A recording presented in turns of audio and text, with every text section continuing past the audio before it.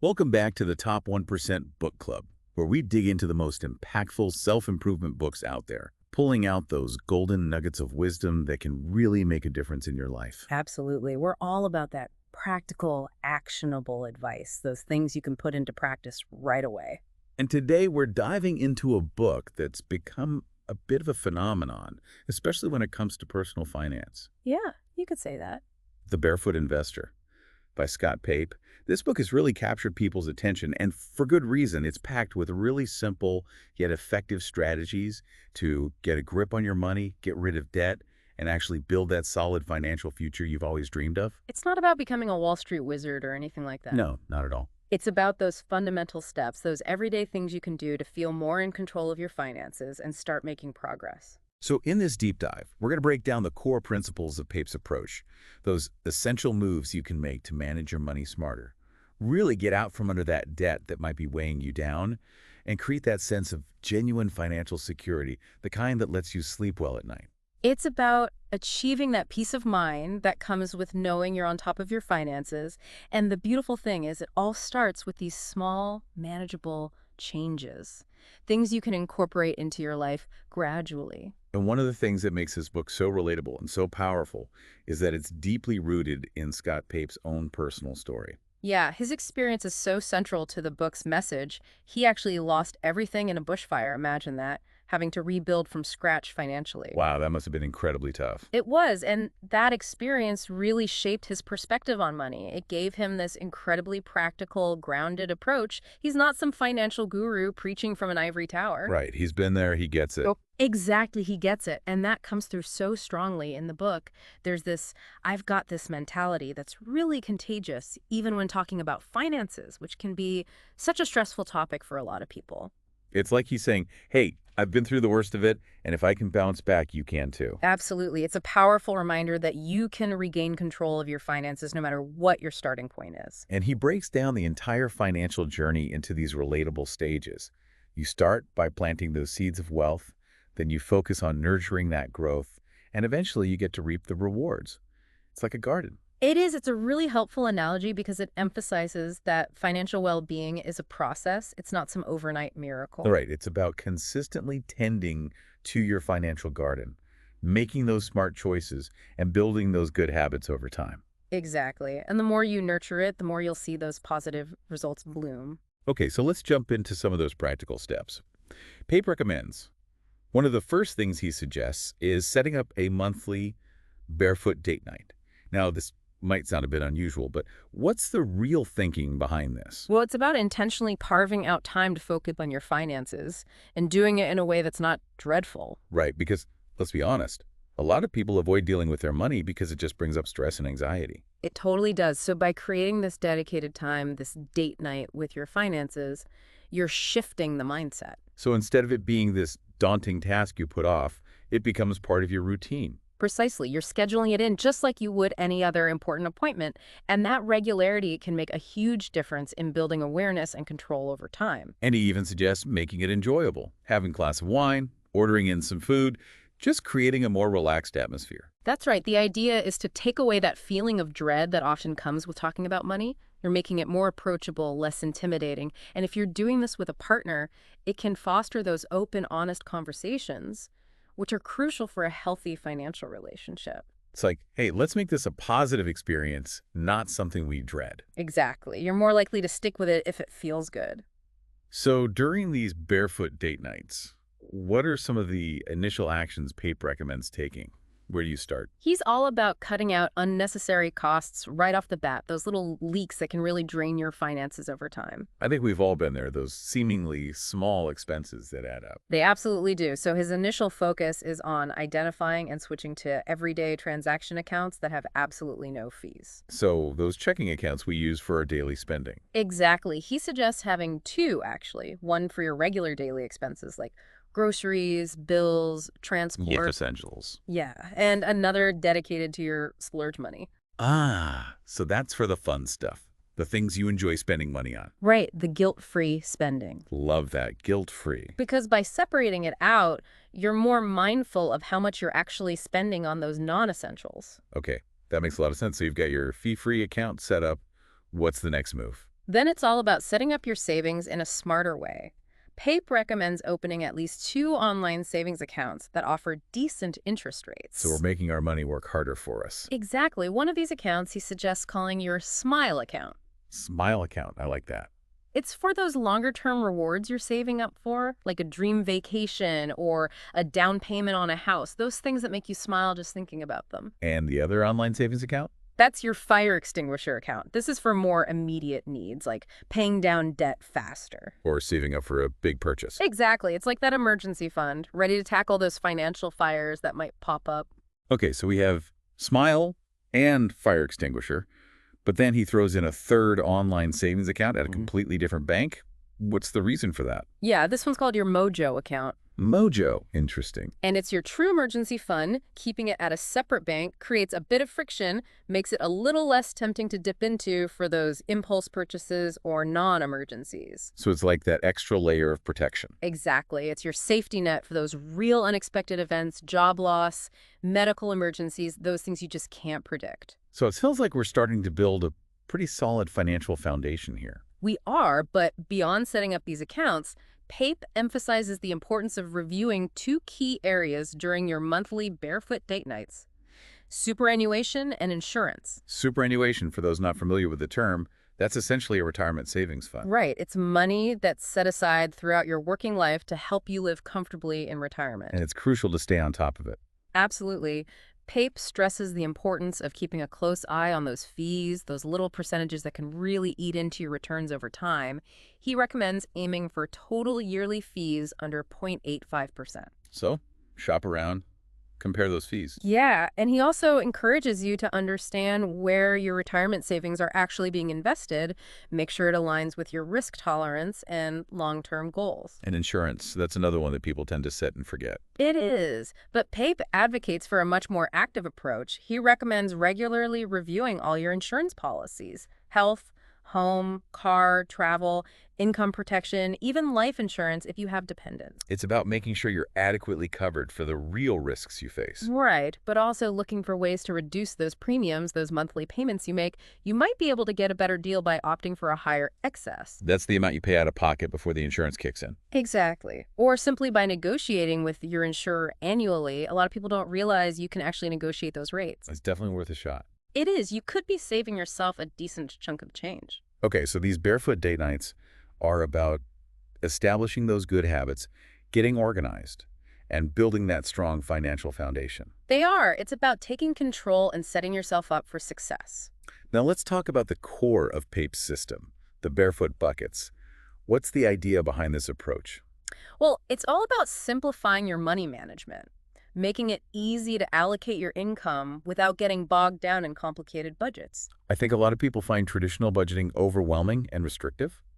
Yeah, it can feel like you're constantly tracking every penny and depriving yourself. So the buckets are more about creating a system that works for you. Exactly. And it's so simple. Pape originally called it the serviette strategy because you could literally draw it out on a napkin. I love that. The serviette strategy, it's so approachable. It is. So how it works is you divide your income into 4 core buckets, each with a specific purpose and percentage allocation. Okay, break it down for us. What are those 4 buckets? All right, so the first one is the blow bucket. This is your everyday spending money, the money you use for those essential expenses, rent or mortgage payments, groceries, bills, transport, all that good stuff. The necessities. Exactly. And this bucket gets the largest chunk of your income, 60%. 60%. Okay, that makes sense. It covers the things you absolutely need. Right. Then we have the fire extinguisher bucket. This is where 20% of your income goes. And what's this one for? This is your savings powerhouse. It's for tackling those bigger financial goals, like saving for a house deposit, paying down your mortgage faster, or aggressively getting rid of any debt you might have. So it's about extinguishing those financial fires, those things that might be holding you back. Exactly. Then we get to the fun part, the splurge bucket. Ah, this is where it gets interesting. Right, this bucket is all about guilt-free spending. 10% of your income goes here. So this is for those little indulgences, the things that bring you joy. Yeah, entertainment, hobbies, eating out, whatever you enjoy spending your money on. But the key here is guilt-free. You've already allocated this money for this purpose. No judgment allowed. Exactly. And finally, we have the smile bucket, which also gets 10% of your income. I'm sensing a theme here with these names. Yeah, Pape's all about making this stuff relatable and easy to remember. And what kind of things go into the smile bucket? This is for your longer term fun goals, those big ticket items or experiences you're really looking forward to, like that dream vacation, a new car, a special celebration. The things that make you smile just thinking about them. Exactly. It's about saving for those moments of future happiness. Okay, so we've got our 4 core buckets: blow, fire extinguisher, splurge, and smile. But you mentioned the Mojo account earlier, the emergency fund. Where does that fit into this bucket system? The Mojo bucket operates a bit differently. It's kind of its own separate entity. You don't allocate a specific percentage of your income to it every month, but the goal is to build it up as quickly as possible. And the initial target is around $2,000. That's right. That initial $2,000 acts as a buffer for those unexpected smaller expenses, things that can throw your budget off track if you're not prepared. Like a car repair or a medical bill. Exactly. Those things happen, and it's much less stressful when you have that emergency fund to cover it. But the goal is to eventually grow that emergency fund even further. Absolutely. The longer-term goal for the Mojo bucket is to have enough to cover at least 3 months' worth of your essential living expenses. So you're really creating that safety net, that peace of mind, knowing you can weather those financial storms. Precisely. It's a huge stress reliever, especially if you're worried about job security or unexpected life events. He even mentions a few specific banks that he recommends looking into for these accounts, right? He does. He points to several Australian banks, but the key takeaway is to shop around and compare those fees, look for online options that offer competitive interest rates, and make sure those fees are as low as possible. It's about doing your research and finding the best fit for your needs. Exactly. And don't be afraid to negotiate with those banks. You might be surprised at what kind of deals you can get. So we've got our income flowing into these buckets. We're starting to build up our savings. But what if you're starting out with a pile of debt? That's a reality for a lot of people, and it can feel overwhelming. Absolutely. So how does Pape approach tackling debt? He has a really clear and actionable strategy called Domino Your Debts. It's a step-by-step method that's all about building momentum and getting those quick wins that keep you motivated. Okay, I'm intrigued. Walk us through those steps, those domino blocks. The first domino is calculate. It's as simple as it sounds.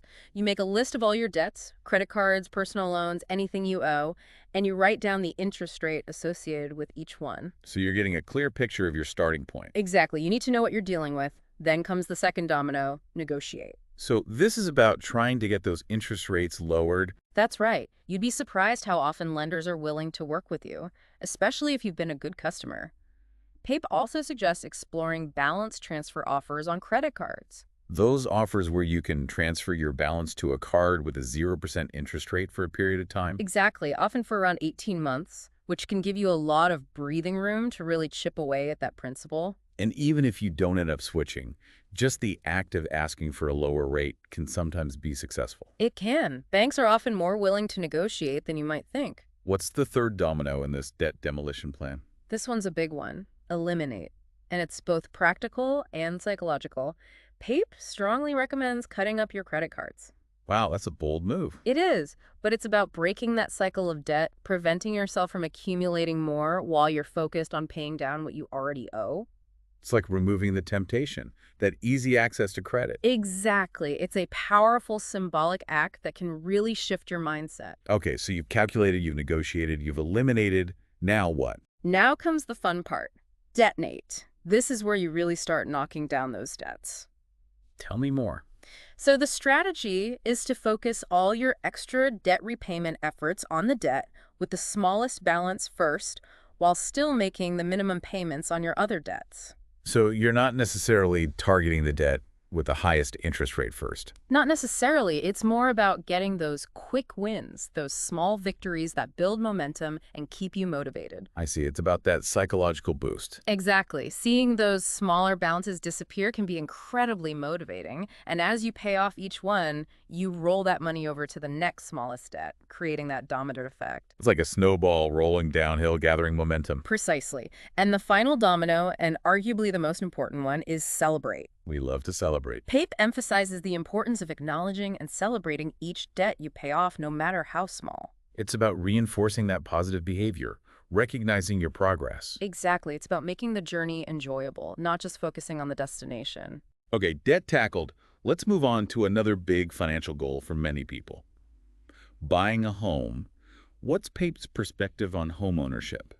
He's actually quite optimistic. He believes that homeownership is still a very achievable goal for most people, and he even suggests it could be within reach in around 20 months if you adopt a disciplined saving approach. 20 months, that might sound ambitious to some. It does, but it highlights the power of focused saving, and he's very clear about the common mistakes people make when trying to get into the housing market. Like what? What are some of those pitfalls to avoid? He sees people waiting indefinitely for a market crash that might never come. Or trying to buy a home that's beyond their means? Right, stretching themselves too thin financially. He also cautions against prioritizing investment properties before owning your own home. That makes sense. Secure your own base first. Exactly, and another mistake is not saving diligently while renting. So taking advantage of that time to build up your deposit. Absolutely. And finally, he encourages people to be open to more affordable locations or different types of properties. Sometimes we get fixated on a specific area or type of home without considering other options that might be more attainable. It's about being flexible and strategic. Exactly. And when it comes to saving for that deposit, Pape strongly advocates for aiming for a full 20%. Why 20%? By saving a 20% deposit, you avoid having to pay lenders mortgage insurance, or LMI, which can add a significant amount to your loan. So it's a way to save money in the long run. It is, and he even suggests the possibility of a couple temporarily living off a single income to accelerate their savings. That's a big commitment. It is, and he acknowledges that it's not realistic for everyone, but if it's something you can do, even for a short period, it can make a huge difference in how quickly you reach your goal. And what's his advice once you're actually ready to take out a home loan? He's all about borrowing less than the maximum amount the bank offers. Why is that? Well, it's about staying within your means, not overextending yourself.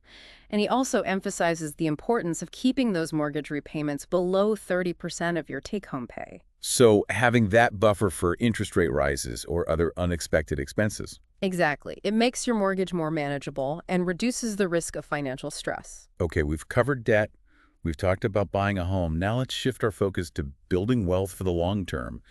What are Pape's strategies for really supercharging your wealth? Well, he's a big advocate for superannuation, that retirement savings fund we talked about earlier. Right. It's not just about saving. It's about making those savings work for you. Exactly. And his primary recommendation is to aim to contribute a total of 15% of your pre-tax income towards your superannuation. Yeah, that might seem like a big jump for some people. It can be, but he does a great job of illustrating the power of compound interest. That's the idea that your earnings generate more earnings. It's like a snowball effect. Exactly. And the earlier you start and the more you contribute, the more significant that compounding effect becomes over time. So even a small increase in your super contributions can make a huge difference in the long run. It absolutely can. It's about playing the long game and setting yourself up for a comfortable retirement. And speaking of long-term security, we talked about that initial $2,000 target for the Mojo bucket, the emergency fund. How does Pape suggest taking that safety net to the next level? He calls it boosting your mojo to 3 months. Love that phrase. It means expanding your emergency fund so that it can cover at least 3 months of your essential living expenses. So you're creating a much bigger cushion. Exactly. It's about having that peace of mind, knowing that if something unexpected happens, you've got that financial buffer to fall back on. And he also talks about managing your mortgage effectively, getting the banker off your back, as he puts it. He does, and he outlines 2 key strategies for this: lowering your interest rate and making extra repayments whenever possible. It's about being proactive, not just accepting whatever terms the bank gives you. Absolutely. He recommends keeping your home loan as simple as possible, generally avoiding fixed interest rates, and always seeking out the cheapest variable rate you can find. By negotiating with your current lender or refinancing if necessary. Exactly. He believes that negotiation is a powerful tool that a lot of people shy away from. But it can save you a lot of money in the long run. It can. And then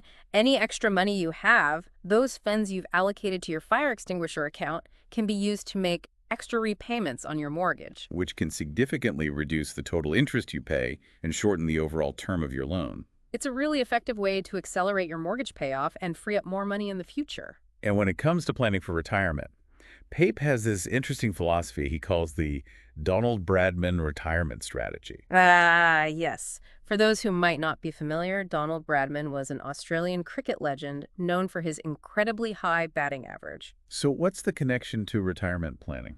The analogy is about achieving a high score in retirement without necessarily needing a massive fortune. Okay, so it's about efficiency and maximizing your resources. Exactly. And Pape's strategy has two key components. Hmm. Owning your home outright by the time you retire, meaning no more mortgage payments, and having a target minimum amount in your superannuation to supplement the government age pension. And he suggests specific amounts for the superannuation target.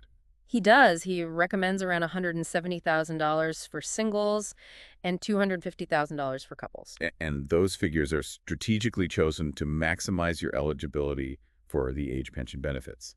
Precisely. By having those amounts in superannuation, you can draw a modest income from it while still qualifying for a significant portion, if not all, of the age pension, creating a comfortable retirement income without needing to have millions saved. It's about making the most of the resources available to you. Exactly. And he even suggests the possibility of working part-time during retirement, not out of necessity, but as a way to stay active and engaged. And to potentially earn some extra income without impacting your age pension benefits. Right. There are income thresholds you can stay within while still receiving those benefits. It's about finding that balance between financial security and staying active and fulfilled in retirement.